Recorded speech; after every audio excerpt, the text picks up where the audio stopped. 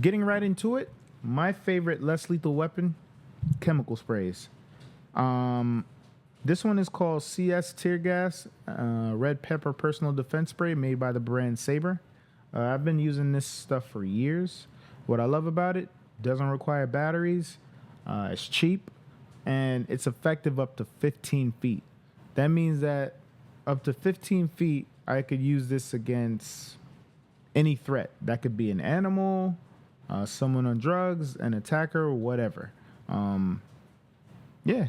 I know there's a stigma against men carrying chemical sprays. I don't care about none of that. Please do not let pride put you in a situation where you could get hurt. That's all I'm going to say.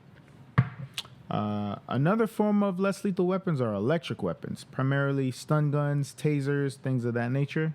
And with that said, I will get into the Taser StrikeLight 2. Now, this device is about $200. It's made by Taser. It comes with a built-in non-removable battery, charges by USB-C. What I like about it, I mean, it's a flashlight and a stun gun basically in one. So you hit this button right here, and you turn on a red light. You hit it again, you turn on a bright light, hit it again, the light gets brighter. And then if you hit this green button now, you activate the stun function. Now, please keep in mind, it's a stun function. Even though it's made by the brand Taser, stun does not cause what's known as NMI, or neuromuscular incapacitation. That's typically associated with tasers, meaning when I use this and I put it up against somebody, they're not going to drop. It'll cause pain, but they're not going to drop. So that's the key difference between a stun gun and a taser, all right? I got a couple gripes about this device. When you go to use it, right?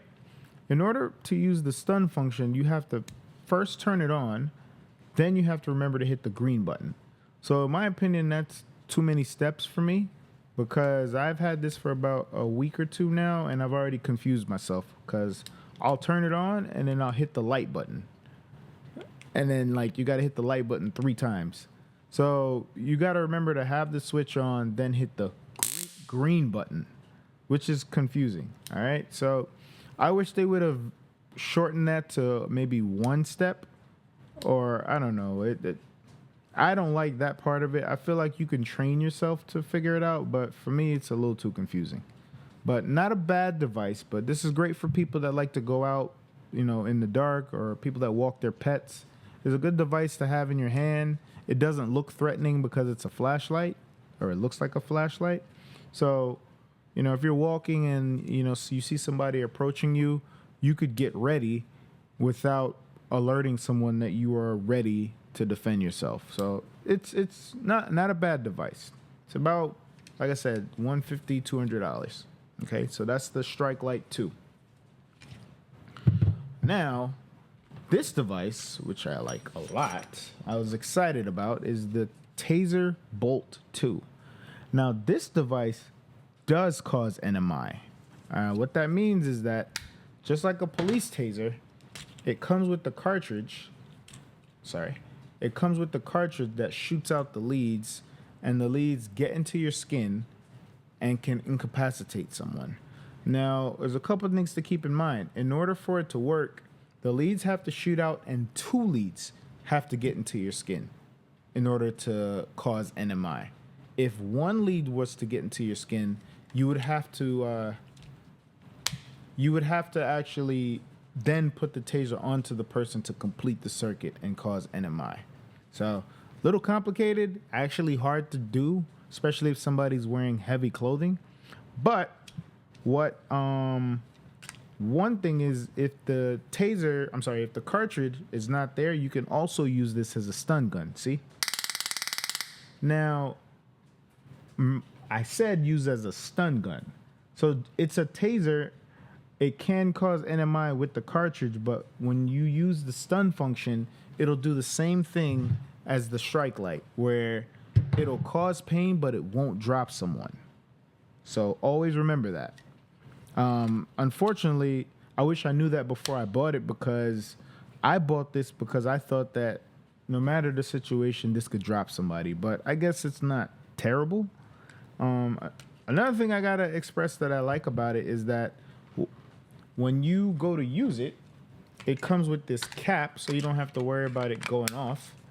And when you turn it on, the cap pops off. So that's a cool little safety feature.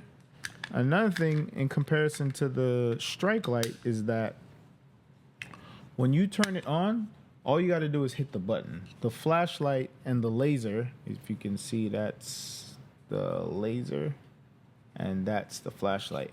So as soon as you flip it up, it's ready to use.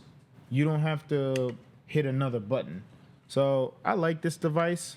I think the price is a little much. If it was like $250, I would have been happier about it. Another thing to take into consideration is this one comes with removable batteries.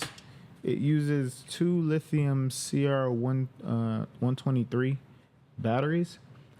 So you can change them. These batteries aren't really that expensive, but you do have to remember to check the batteries every so often. So I've used that battery a lot in my sights.